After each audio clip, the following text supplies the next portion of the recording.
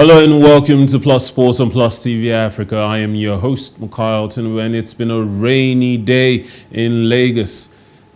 Well, maybe not the best weather for sports, but truth be told, you can play football these days in almost any weather. Come rain, come sun, come snow. But we don't have to. You can tune in over here and we can talk about some of the relevant sports stories from around the world. Now, Tottenham have pulled it off. Ange Postecoglou has been appointed Tottenham head coach on a 4-year deal.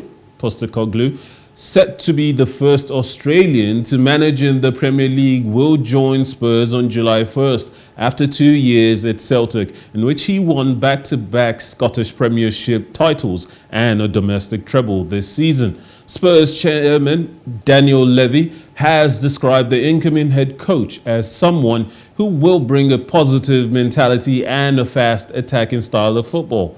Postecoglou emerged as the preferred candidate last week, with Spurs having considered Brighton boss Roberto De Zerbi and Fulham head coach Marco Silva. He was sacked. Conte was sacked in March as permanent Spurs boss Christian Stellini, and then subsequently Ryan Mason stepped into the acting head coach role for the rest of the season. Celtic tried to convince Postecoglou to stay in Glasgow, but the former Australia manager was swayed by Spurs' proposal. I'm joined on the line by Monday Thomas, all the way from Abuja. Monday, good evening. Well, thank you so much for having me, Michael. It's a fantastic day with Talk Sports. It is not so cold here in Abuja. It's a fantastic weather, and I think football can be played. And for Tottenham Hotspur, it's a long-awaited announcement for them when, of course, the likes of Julian Nagelsmann, even the top managers of the world rejected that position. But, of course, it's a great opportunity for the Australian who, of course, started his career in coaching the Australian national team. Later went to Japan, where he won some trophies right there. And what he did in Scotland is certainly clear for every eyes to see. But can he do that in the English Premier League? Might be the question on everyone's lips, knowing that the Scottish League cannot be compared to the English Premier League. Although they're in the UK, but I think the kind of football they play is melted apart. Well, former Leicester City manager Rodgers also managed Celtic for a time, and he won some trophies with them. But he never got the opportunity to take Liverpool all the way to the promised land of winning their first Premier League title. He came close, but surely that's a testament to the fact that managers who do well there can do well in the Premier League. Well, how well can they do? Of course, it's okay for you to stay in the league and just compete, but you're going to be remembered for what you won. You're going to be remembered for the title you contended for. For Brendan Rodgers, he left Liverpool to go to Celtic. Well, he didn't return from Celtic to Liverpool, so that shows that I'm not trying to, with all due respect, I'm not trying to call him an average manager. But if we look at him, we see the near success syndrome around Brendan Rodgers. And football sometimes it's unforgiving. No one wants to know how many times you were a runner-up. No one wants to know how many times you were close to a particular trophy. Everyone will remember you for the particular ones you win. But Brendan Rodgers, I mean, I'm not saying the Scottish League can, it's a lowly rated league, but, you know, when you want to compare them, when you want to put some variables together, you see that this leagues, the kind of football they play, are completely different. The competition is not the same as it is in the English Premier League. So Ange Postecoglou joining Tottenham Hotspur from Celtics. I mean, we've seen his trajectory from coaching the Australian national team to the laurels he won in Japan. I mean, he's got what it takes to just put in pressure. That's what I can say. Used to be though. Used to be though that when a manager can do so much with so little talent available to him, the expectation is that given the right resources, they can do much more. Postecoglou comes highly recommended. Even Chelsea considered him as an outside horse in the consideration for who would take over the managerial seat at Stamford Bridge. Eventually, obviously, they went for a more credible, more well-known and established manager in Europe. But have Tottenham Hotspur got themselves a rough diamond, or have they gone for the cheap option that is typical of a mid-table team that doesn't care to spend as much or compete on the same level with their rivals?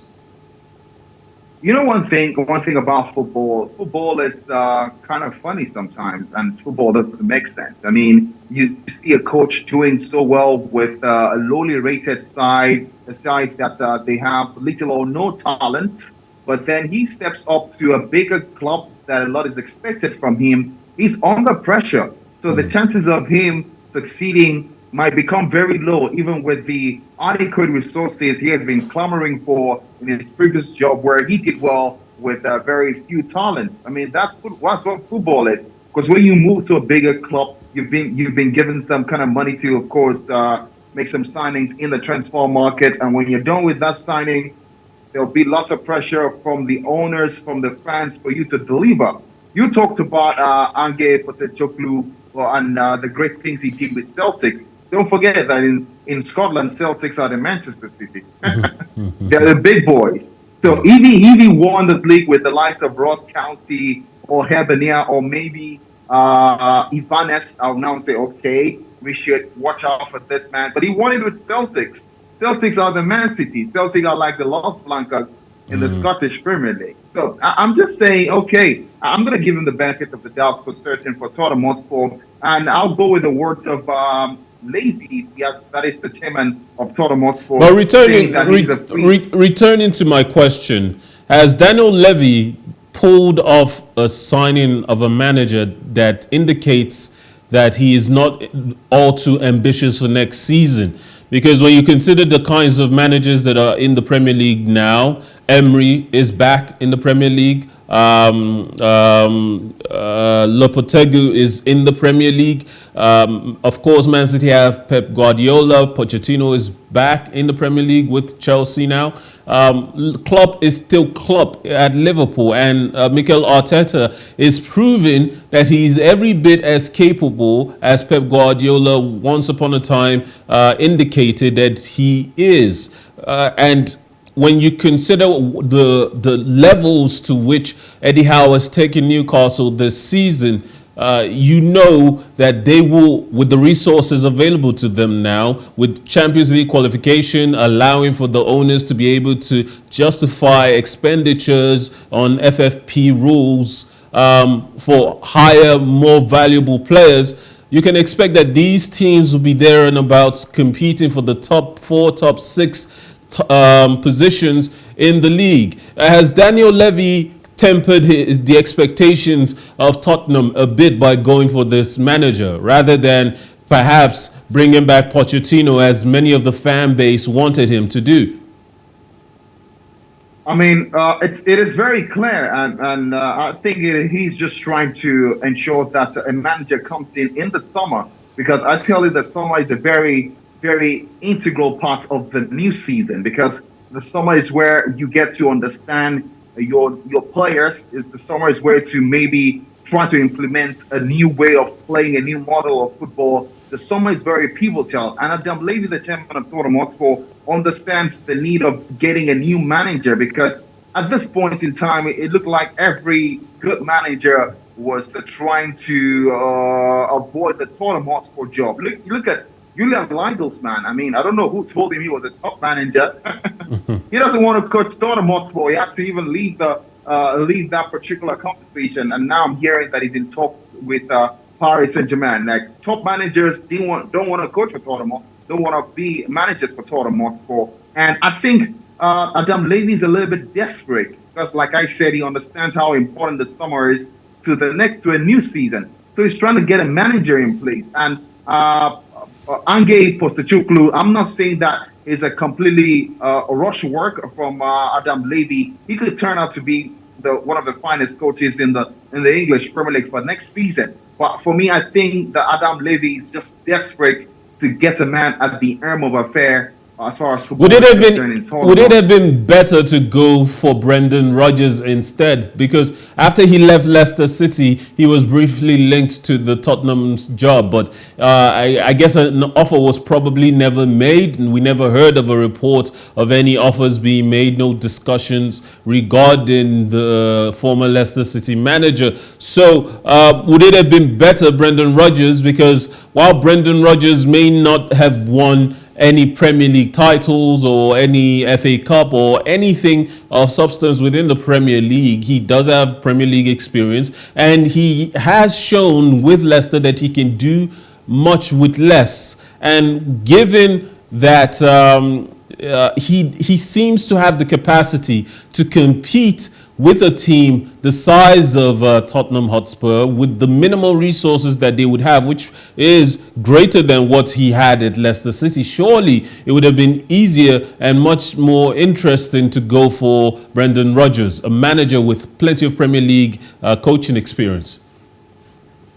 Well, like I said, football sometimes doesn't make sense. I mean, we will all be very surprised if Ange Postecoglou comes up with the brilliance of models and maybe gets to compete or contend for the big trophies in England. But Brendan Rodgers, I mean, we've seen, like I said, he's a manager who's got potentials, but come on, potentials, win you games. No one cares about potential these days.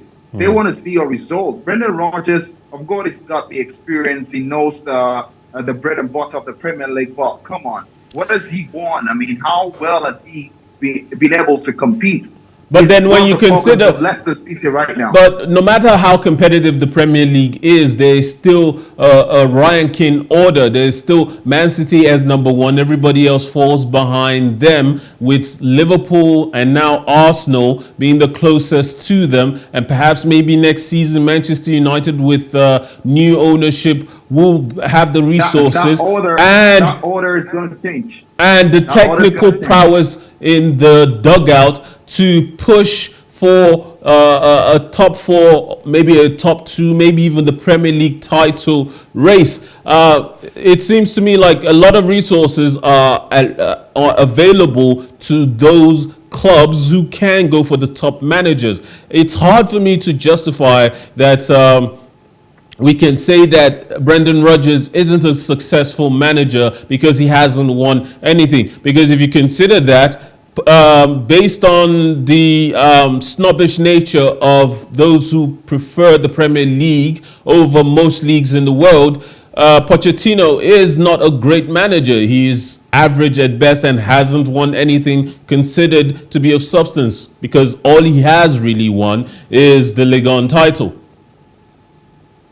Brendan Rodgers, I think, once upon a time, he won the FA Cup for Leicester City, and beating Chelsea in the finals. Yuri Telemann scoring a wonder strike. Now, I'm not completely saying that Brendan Rodgers would have been a great fit for that particular position, but I'm just saying there is no harm in trying something new. And Adam Levy was kind of tired of getting rejected by top managers, and maybe he saw Brendan Rodgers, like you rightly stated, there was no offer made to Brendan Rodgers, the former Leicester City man, and maybe he didn't even want the job, because when a particular coach comes out from a not very successful season, he tends to go for a sabbatical, just like the man Graham Potter, because immediately Graham Potter left the position of the Chelsea boss, I think he had offers from Aston Villa, who were struggling at that time before they went for Unai Emery and some other clubs. So he said, hey, I want to go relax. I need to clear my head. It was a difficult time at Stamford Bridge. And I think that's what maybe Brendan Rodgers... All right, let's talk about pressures. Is Postecoglou going to be under any sort of pressure this season? Because ideally, this should be the season of transition. This should be the season of tempered expectations for any new manager. And given the potential loss of Harry Kane by Daniel Levy, if he does lose that player, obviously it would be even more damaging to any chances of doing anything special this season. surely there's not going to be any clamour for Tottenham Hotspur to come up big in Europe, especially when the likes of Brighton are doing so well under De Zerbi. Newcastle are there, and West Ham might go again. It didn't happen for them this season, but it did come good for them last season, and tomorrow we might see the fruits of the labor of them getting into Europe last season, and maybe they might win the European Conference League tomorrow. So it says a lot about the potential of what all these other teams have to offer between the top, first position and seventh position. It seems like those 7 positions are pretty much going to be fought for by those teams. Surely Tottenham, with a new manager who has no experience within the league, aren't going to be looking for any potential European spot come the end of next season.